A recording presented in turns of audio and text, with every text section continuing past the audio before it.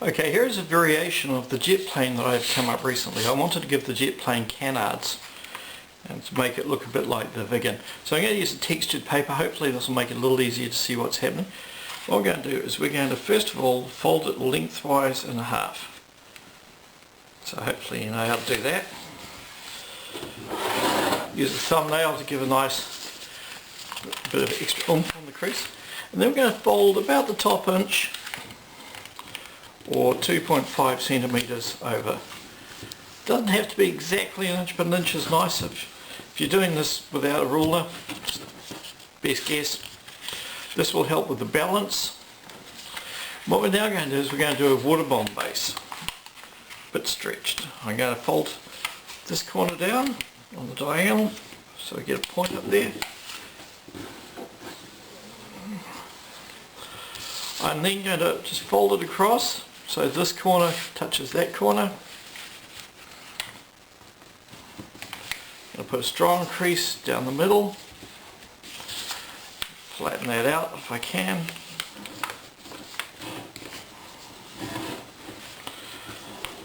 So that's one side done. I open up the other side across. Make sure it's down. Crease across. And try and make sure this is as symmetrical as possible. Close enough. So with this type of figure, symmetry is by far the most important thing. So what we're going to do now, we're just going to fold that flap across, just take it out of the way.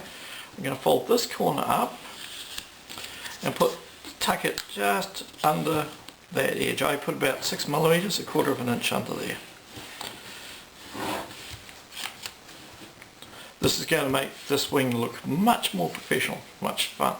We're going to again shift these over. I'm just folding those out of the way. I'm going to fold this corner under that flap. I'm just going to tuck 1/4 inch under. I check for symmetry because remember, at this level, symmetry is more important than exact measurement. I will take this out of the way again, so there's only the single layer here.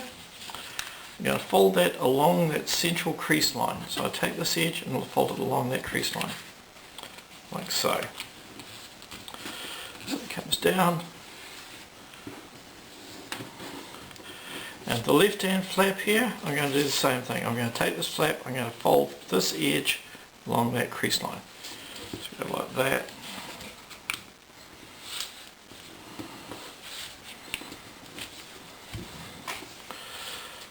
And then I'm going to fold that across. So now I'm going to do the same thing on the other side. I'm going to take this across. I'm going to fold this edge here, towards that centre.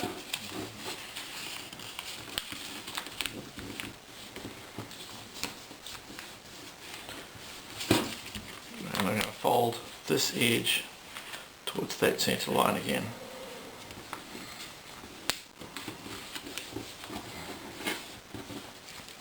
And then I'm going to open this flap across. So I'm just going to put some very strong creases in, make sure everything's going to sit. Just turning it over, so okay. Now what we're going to do, turning it back, we're going to put some wings on it. So I'm just going to take this out of the way. I'm going to fold this flap and I'm going to fold it up. I'm going to leave about 2 inches here. You can make it 1.5 inches from there, you can make it 2.5. Let's do about 2 inches from the tip. We put a fold in, and I'm going opening it right out here, so it comes all the way out, and that's going to be one of my wings. Okay, I fold that across, fold that one again, clear out of the way. Again, this is the important thing here, is not so much the height that we're going up here, it's the symmetry. So I'm going to lift that up. I'm actually going to look to make sure these are both the same height. And I think that. So I'm going to just crease those, make sure those creases are good and solid. Again, we're just going to go back to our neutral position. So these are the wings. These are going to be the canards. These are going to be the bit out the front that makes the SAAB Viggen. So what I'm going to do, I'm going to come across, I'm just going to unfold this flap here. And all I'm going to do is fold this across like that. I'm just going to lift that up, put it across here. And this is where your skill as an artist comes in. We're not looking at this edge, we're looking at this bit here to see how it sits. If I pull it like this, it's going to overlap the wings, but this is going to be right angles to the body. If I go like this, I get more like a triangle sticking out. So have a play with this. I can make it stick a long way out or a short. So I'm going to leave it so it's only protruding about an inch, about 2.5 centimeters. Then I crease that in here. And this edge here that I've pre-folded, I can now just fold that over and fold back to the midway point. So that's going to be one of my canards. Now I'm going to repeat the same on the other side. So I'm just going to unfold it. What's interesting here, see this angle of this crease here? As I said, the symmetry is more important. What I can do is I'm going to fold this so that matches that crease there, that crease along that edge there. If I do that, hopefully these two will be quite symmetrical. So I can do a symmetry check just by eye in this case. I fold this edge over again, so I just fold that across the pre-existing crease. Fold that over like that. Now comes the physically hardest part of making this entire figure. What we have to do is we have to put the body in, and that means we're going to be folding through multiple layers. So what I'm going to do is I'm going to fold from the other side, I'm going to fold a line about 1 centimeter in. I'm going to do the same up here as well. So what we do is we take the figure like this, and I imagine where the line is 1 centimeter, and I fold it in all the way along that figure up to that point there. So this is usually somewhere about the front of the canard.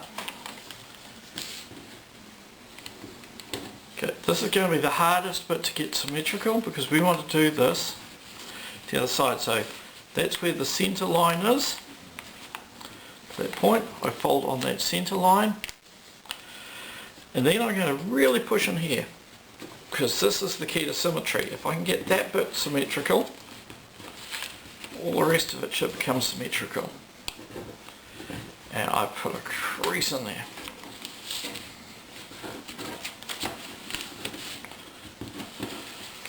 Put strong creases in. So now we've got a figure looking on the end a bit like an M. I'm going to lift this part up and crease this through. So this is going to become the tail. So I lift that up like so. So I'm just going to pull that up. And when it looks about right, I like it protruding about an inch up.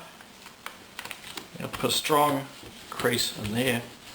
That's going to hold my tail in shape. Now comes the shaping, the rough shaping. This will give us the final shape and flight characteristics of the canard of this type. So this, you can see this section here. I'm basically going to fold it, a crease in here from here to about halfway up here. So I'm going to fold along that line to pull the wing out. So I pull this up, so, and it comes to, so that's going to be wing number 1. What, again, the most important thing here is not quite so much the placement as the symmetry. So I'm going to fold it, turn it over, I'm going to fold to match the other side. The most important thing here is you check these two wings line up. So these two wings should be pretty much exactly together. That's what symmetry is. And now you'll notice the bit hanging out the bottom there. That's a keel. We leave that there because we can hold on to that and throw the dart. Now I'm just going to pull these bits down to get the final flying or flight configuration. So I'm going to pose it. So there should be a little bit of dihedral. There should be a little bit of up on those wings. Okay, this responds very well to controls. So if it starts rolling one way, just tip this up a little bit. If it rolls the other way, lift this up. As is, this should be perfectly balanced for flight. If not, you can just crease those up and they'll act as elevators, or you can even flip the canards up as well. So this is a beautiful little canard fighter, which I call the SAAB Viggen, in memory of an excellent aircraft. Good luck on folding this.